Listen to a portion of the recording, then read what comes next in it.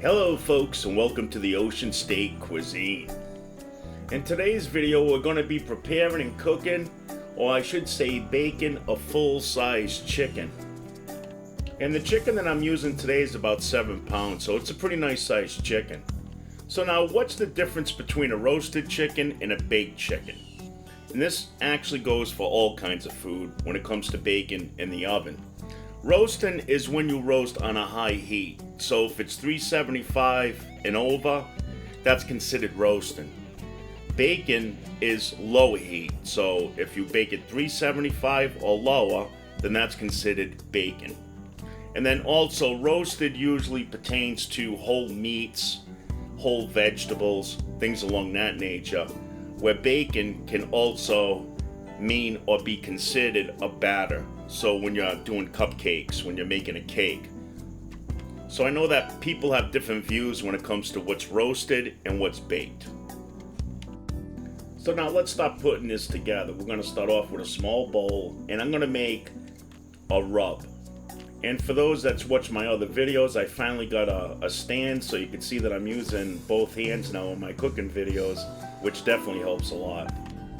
So first we're going to add some garlic powder, and I add a pretty good amount because to me, garlic just makes chicken taste awesome. And the same with rosemary. So we're using some dried rosemary leaves right here.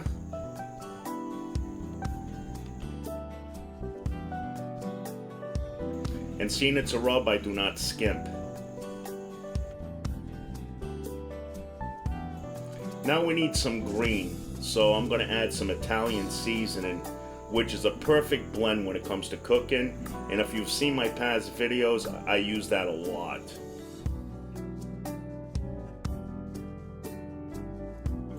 And here I got this chicken rub, or it's like a seasoning for chicken. It's got a pretty nice flavor to it. Again, if you don't have this, you don't have to use it. And then of course, salt and pepper.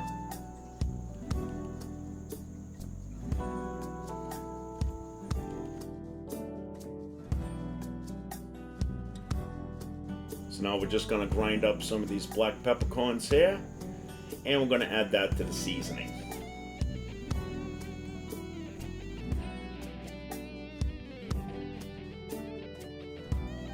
And that's pretty much it when it comes to making our chicken seasoning. Now we're going to get a spoon, and we're just going to make sure that it's mixed really well.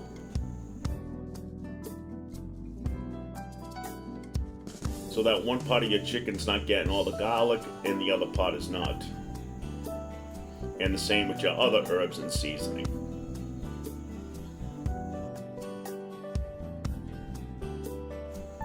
And here's our chicken, which has been already washed, and I blot it dry with paper towels.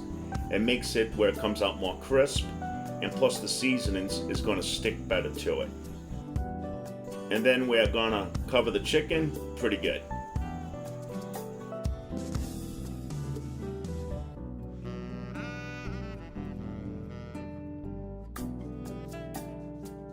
Now when I use like a rub, instead of actually rubbing it around, I usually just pat it down so that it sticks better to the skin. I find sometimes when you rub it around with your hands, you gotta use tons of seasoning, or else it kind of collects in just certain spots.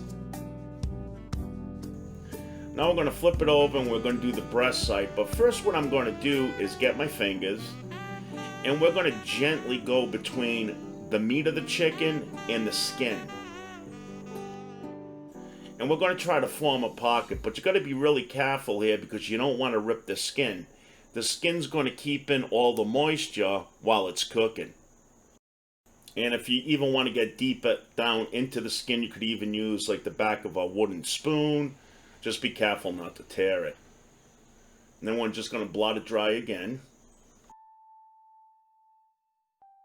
Next, I'm going to get an onion, and I'm going to cut it into 4 sections once we take off the peel and all that.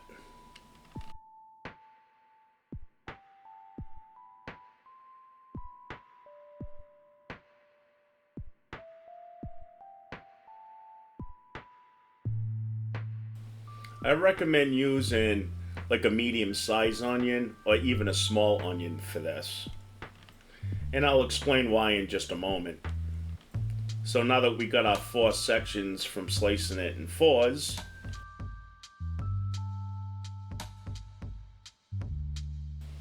now we're gonna turn the chicken around where we're exposed to the cavity of the chicken. And we're gonna put this onion now right down inside that cavity. Another great thing to use here too is a cut up apple.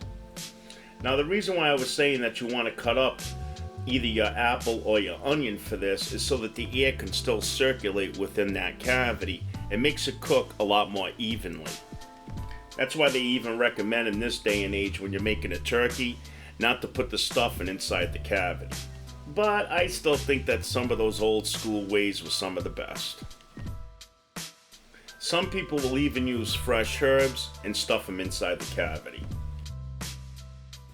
Now it's time to put our seasoning or our rub in between the skin and the meat of the chicken.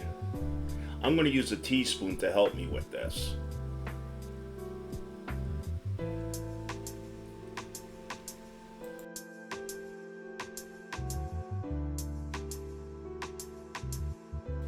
And again, you want to be very careful whenever you're dealing with the skin of the chicken.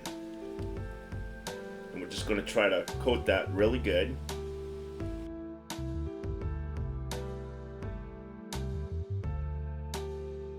Sometimes I do skip this part and I just put the seasoning on the outside of the bird, but I have to say that the flavor of this chicken once we ate it was spectacular.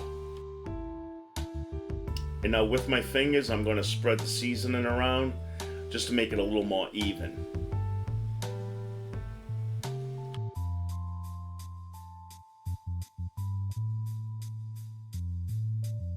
And now with the leftover seasonings that we have, we're going to add some softened butter to that, and we're going to blend it well and form a paste.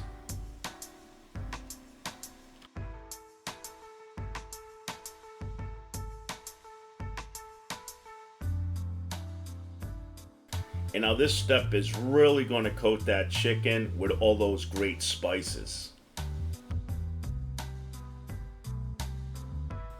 Now we're going to get our mixture and we're going to spread it all on the outside, the breast side of the chicken. And even get some on the legs, a little bit on the wings. And the butter is also going to help it brown and get more crisp on the outside. If you don't want to use butter, you can use olive oil. Just drizzle that on the skin and then just sprinkle your seasonings on top of the olive oil.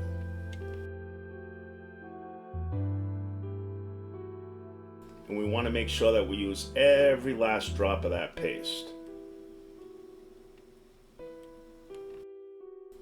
Try to spread it on most of the chicken that you possibly can. When you're dealing with such a large solid piece of meat like this, you really need to use a lot of seasonings.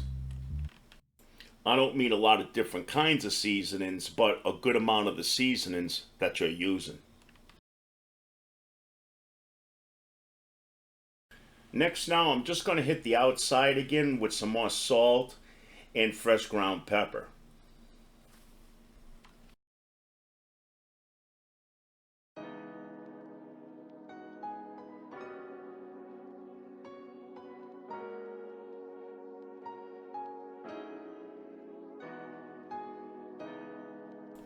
Now to give it some beautiful color, we're going to hit it with some dried parsley flakes.